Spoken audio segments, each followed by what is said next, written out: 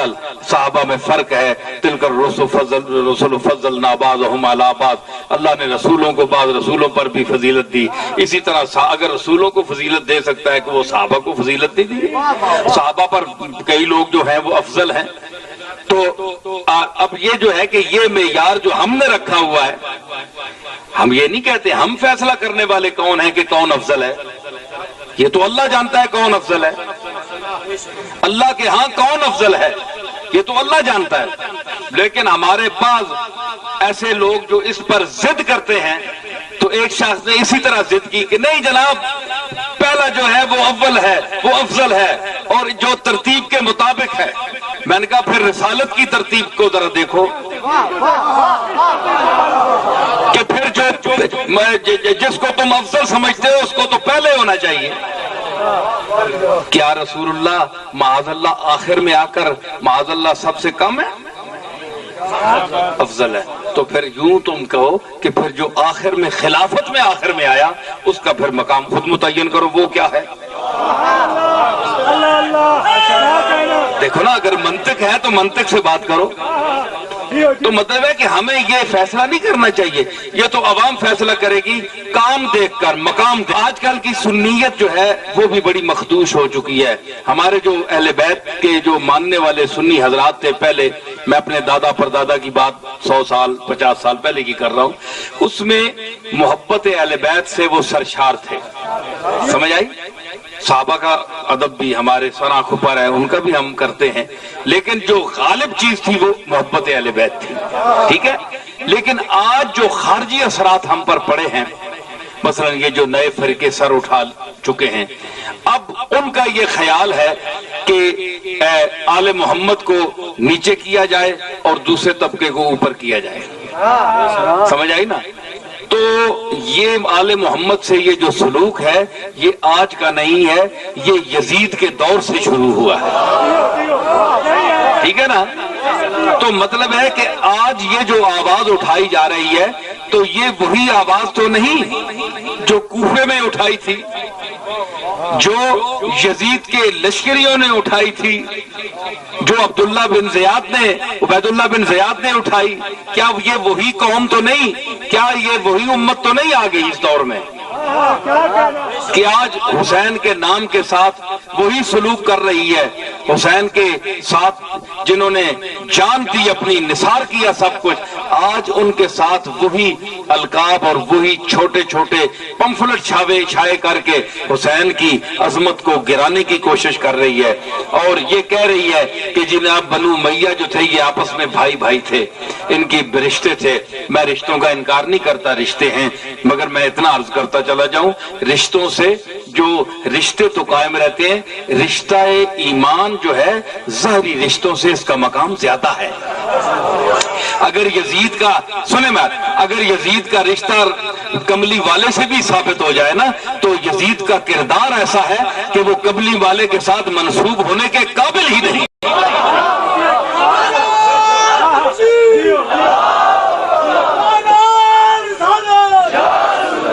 ये जो मैं बातें कर रहा हूं, ये मैं अली की माज अंधी मोहब्बत में नहीं कर रहा, अहले बैत की माज अंधी मोहब्बत में नहीं कर रहा। मैं बड़े सोच समझ कर बोल रहा हूं, मैं सोच समझ कर बोल रहा हूं। और मैं दीवानों की तरह नहीं बोल रहा कि मैं एक अकीदा आपको कहूं कि आप ये ठोस ले, चाहे समझ आए या ना आए, नहीं इसका मानो मानो मानो ना, ये बात नहीं है। अली को मानो, समझ कर मानो, समझ कर मानोगे तो फिर बेईमान नहीं हो सकते,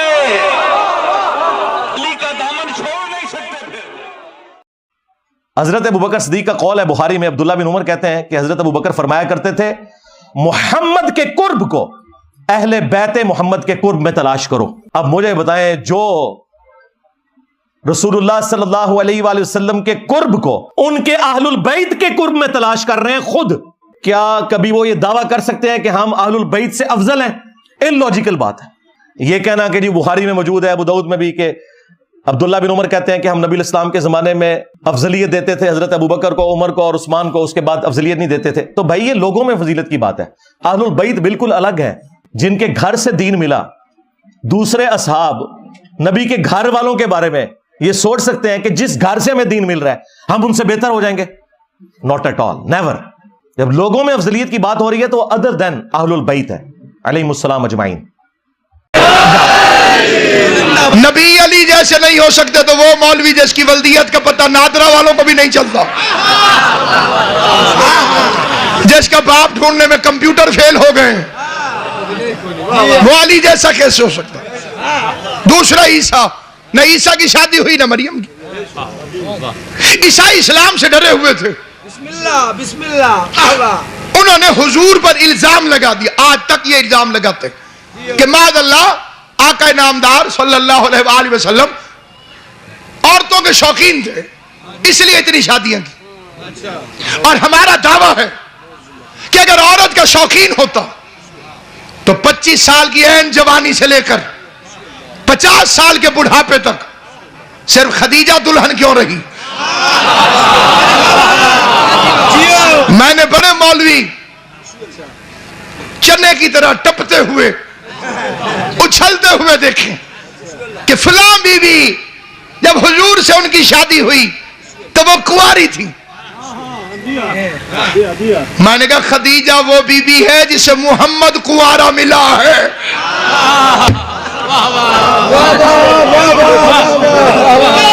نہیں سمجھ؟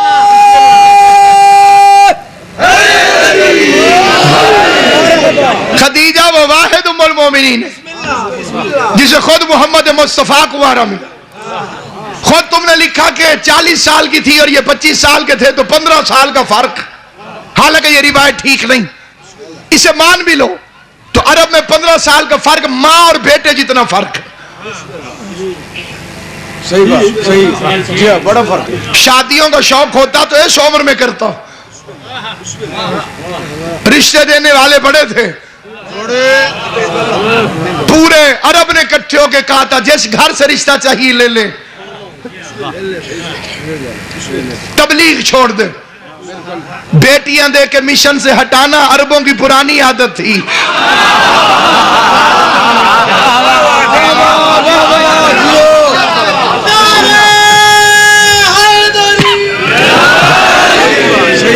صحیح بات.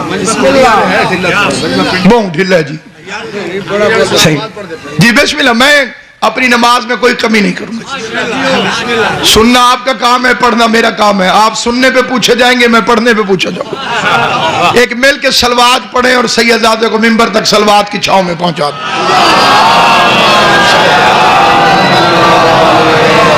یہ کو نہیں آندی نال والے کو پوچھ کے پڑھ گنو، پڑھو تو صحیح بات ہے.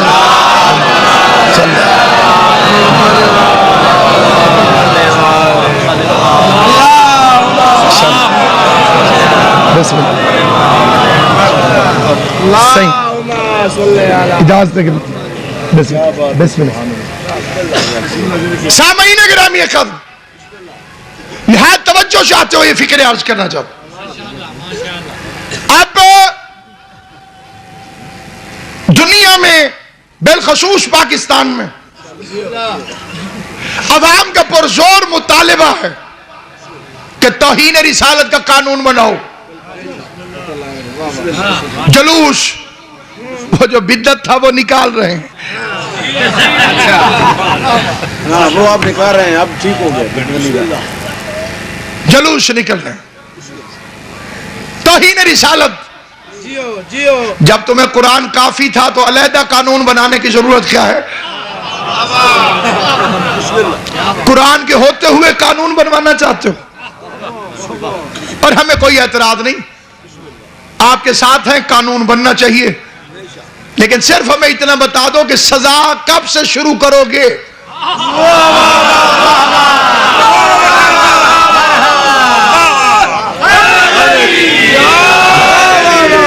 پچھلوں کو معاف کرو گے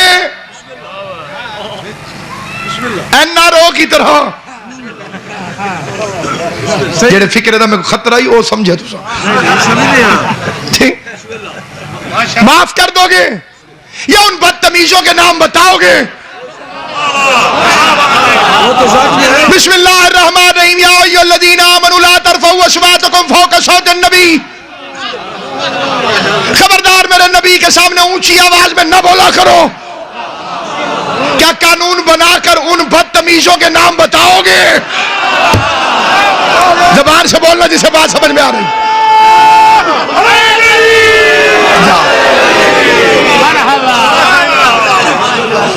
کیا ان بدتمیزوں کے نام بتاؤ گے؟ یا ایھا الذین آمنوا لا تقدموا بین یدی اللہ ورسول. خبردار. زمانہ پوچھ رہا ہے علی افضل ہے یا انبیاء افضل ہیں، علی افضل ہے یا آدم افضل ہے. مولوی کی سمجھ میں نہ علی آیا تھا نہ علی آیا ہے اور نہ ہی کبھی علی آئے گا. تو علی کا آدم سے مقابلہ کر ہی نہیں سکتا. علی کا آدم سے مقابلہ بنتا ہی نہیں ہے. آدم بننے والا ہے، علی بنانے والا. بولے وہ بندہ جس کا عقیدہ میرے ساتھ ہے. زندہ باد مذہب شیعہ زندہ باد. میری قوم کے نوجوان زندہ باد. بسم اللہ سر. مذہب شیعہ زندہ باد. ہر حسینی زندہ باد. ہر عزادار زندہ باد. علی کا آدم سے مقابلہ بنتا ہی نہیں. جو جوان بیٹھے ہو میرے ساتھ بولنا. جو جوان بیٹھے ہو یہ میرے ساتھ بولنا. میں تمہاری تائید کے ساتھ جملہ پڑھنا چاہوں گا.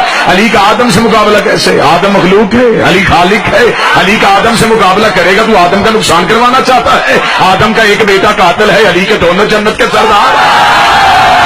میں نے لفظ کہا چند چہروں پہ ہلکی سی اداسی آئی کہ یہ کیسے کہہ دیا کہ علی خالق ہے. آؤ قرآن ممبر سے لے کر یہ سامنے دینی علمی درسگاہ ہے، یہاں سے قرآن اٹھا کے ممبر پہ رکھو. قرآن میں لکھا کیا ہے کہ علی کون اور آدم کون ہے؟ اب آدھے قدر یا ابلیس وما منعک ان تسجد لما خلقت بیدی. ابلیس تجھے کس نے منع کیا اسے سجدہ کرنے سے جسے میں نے بنایا اپنے دونوں ہاتھوں سے؟ نہیں یہ تھک گئے ہیں، یہ بات سمجھ میں نہیں آ رہی. اللہ قرآن میں کہتا ہے ابلیس تجھے کس نے منع کیا اسے سجدہ کرنے سے جسے میں نے بنایا اپنے دونوں ہاتھوں سے. پورے قرآن میں یہ آیت موجود ہے. آیت میں اللہ نے ایک دفعہ بھی نہیں کہا تجھے کس نے منع کیا جسے میں نے اپنے نور سے خلق کیا، جسے میں نے اپنی مشیت سے خلق کیا. اللہ کہتا میں نے بنایا ہے اپنے دونوں ہاتھوں سے. اپنے دونوں ہاتھوں سے. جو بندہ ماتم عبادت سمجھ کے کرتا ہے، عادت سمجھ کے نہیں کرتا، وہ بندہ بول کے میری تائید کرے گا میں منکر ولایت علی کو اس چوک میں لے کے آ گیا ہوں. اب اس کے سامنے دو گلیاں ہے، یا وہ اس گلی میں جائے گا پھر بھی میں پیچھے ہوں، یا وہ اس گلی میں جائے گا پھر بھی میں پیچھے ہوں. اللہ کہتا کس نے منع کیا اسے سجدہ کرنے سے جسے میں نے بنایا اپنے دونوں ہاتھوں سے. اب تیرے پاس دو رستے ہیں، یا اللہ کے ہاتھ دکھا دے یا ہاتھوں والا اللہ دکھا دے. یا بتا کوئی ہاتھوں والا اللہ بھی ہوتا ہے، یا پھر بتا کوئی اللہ کے. حضرت میں چاہوں گا کہ وہ احباب کہ جو امام اعظم کو مانتے ہیں، ان سے استفادہ کرتے ہیں ان کی دینی خدمات سے، میں چاہوں گا امام اعظم کی بھی مانیں اور امام اعظم کے جو عقائد ہے اور نظریات ہیں نا اس پر کچھ کلام ہو جائے تاکہ امام اعظم کے چاہنے والوں کو پتہ لگے کہ بھائی ہم جن کے مسائل آج اپنے اداروں میں پڑھاتے ہیں یار ان کے تو یہ عقائد تھے، تو ہمیں کیوں آج کسی نے غلط فیڈنگ کر دی ہے. میں چاہوں گا جو امام کے عقائد تھے اس پر بھی کچھ کلام فرما دیں. اللہ اکبر کبیرہ. صاحب امام صاحب کے عقائد روز روشن کی طرح واضح ہے الحمدللہ. امام اعظم ابو حنیفہ نے ایک کتاب لکھی ہے جس کا نام ہے وصیت امام اعظم ابو حنیفہ. صحیح. امام اعظم ابو حنیفہ کی وصیہ، اس کے اندر آپ نے اپنے شاگردوں کو مریدوں کو وصیتیں کی ہیں نا، اور اس کے اندر آپ نے فرمایا کہ اہل سنت و جماعت، آپ فرماتے ہیں سنی ہونے کے لیے 12 شرطیں ہیں. آپ نے یہ نہیں فرمایا کہ مسلمان ہونے کی 12 شرطیں ہیں. صحیح. یہ بڑا باریک جملہ عرض کر رہا ہوں. آپ نے سنی ہونے کی 12 شرائط لکھی ہیں. ان 12 شرائط میں سے 5ویں شرط میں چاہتا ہوں کہ میں ناظرین کو عرض کر دوں 5 دن پاک کے صدقے. کیا بات ہے. کہ سنی ہونے کے لیے 5ویں شرط کیا ہے. اور یہ میں اس سے پہلے عرض کرتا ہوں کہ آپ نے اپنے طالب علموں کو اپنے مریدوں کو مخاطب کر کے فرمایا ہے کہ یہ 12 شرطیں وہ ہیں جن پر عمل کرنا ضروری ہے. ضروری ہے. اور آپ فرماتے ہیں جو ان 12 شرطوں پہ عمل کرے گا وہ کبھی بد مذہب بد عقیدہ نہیں ہوگا، اور جو عمل کرے گا حضور فرماتے ہیں کہ کل بروز معاشر اسے آقا کونین صلی اللہ علیہ وسلم کی زیارت بھی نصیب ہوگی. واہ واہ سبحان اللہ. اب وہ 12 شرطوں میں سے صرف ایک 5ویں شرط عرض کرتا ہوں. وہ کون سی ہے، وہ کون سا نظریہ ہے، وہ کون سی شرط ہے جو امام اعظم ابو حنیفہ کے ماننے والوں کو یاد کرنی چاہیے. آپ فرماتے ہیں نقر بان افضل هذه الامه بعد نبینا محمد صلی اللہ علیہ وسلم ابو بکر ثم عمر ثم عثمان ثم علی رضوان اللہ علیہم مجمعین. آپ فرماتے ہیں ہم یہ اقرار کرتے ہیں. دیکھو جملہ ہی کیسا بولا ہے. یہ نہیں فرمایا کہ ہم یہ کہتے ہیں یا ہم نے یہ سنا ہے. آپ فرماتے ہیں ہم یہ اقرار کرتے ہیں. عقیدے سے بھی ایک آگے کا درجہ اقرار کرتے ہیں.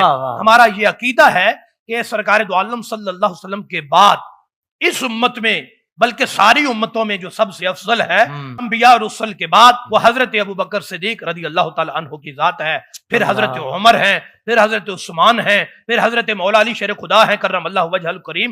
اور یہاں ایک اور بات بھی آ گئی، آپ نے چاروں کا ذکر بھی کیا ہے، یہ بات ذرا سننے والی ہے۔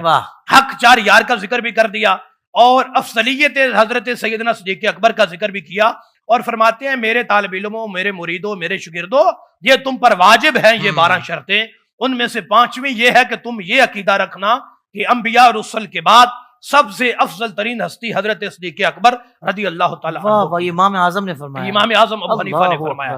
اب سب یہ فتنوں کا دور ہے، یہ لوگ ابھی بعد میں آئے ہیں جنہوں نے سیاست کی 2 قسمیں بنائی ہیں، روحانی اور سیاسی خلیفہ۔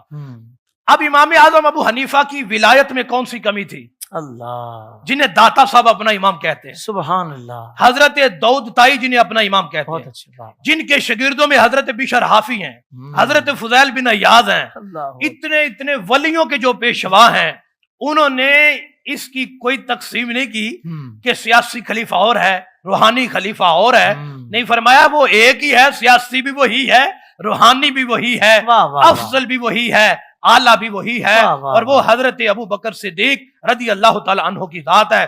جب میں نے یہ امام اعظم ابو حنیفہ کا فرمان پڑھا تو میرا دل باغ باغ ہو گیا، اے امام آج بھی ہم تمہارے ماننے والے اسی عقیدے پہ ڈٹے ہوئے ہیں کہ ہمارے امام جو سبق پڑھا کے گئے ہیں ہم مرد دم تک اسی سبق پہ قائم رہے۔ کیا کہنے، سبحان اللہ، سبحان اللہ۔ اور جو میں نے ایک بات پہلے عرض کی ہے جو امام اعظم کے عقائد کے حوالے سے، وہاں بھی میں اپنے پیر و مرشد سیدی قبلہ کنز العلماء کا ایک جملہ ایڈ کرنا چاہتا ہوں جس سے ناظرین کا دل باغ باغ ہو جائے گا کہ آپ کا عقیدہ، آپ نے وصیت فرمائی کہ اپنے اصحاب کو، مریدوں کو، کہ 12 شرطیں، ان میں سے 5ویں یہ ہے کہ سب سے افضل حضرت سیدنا صدیق اکبر رضی اللہ تعالیٰ عنہ ہے۔ قبلہ حضور مرشد گرامی کنز العلماء فرماتے ہیں، بھائی مذہب حنفیت میں اور دنیا حنفیت میں رہنے والوں، اب تمہیں بھی کوئی بات سمجھانی پڑے گی۔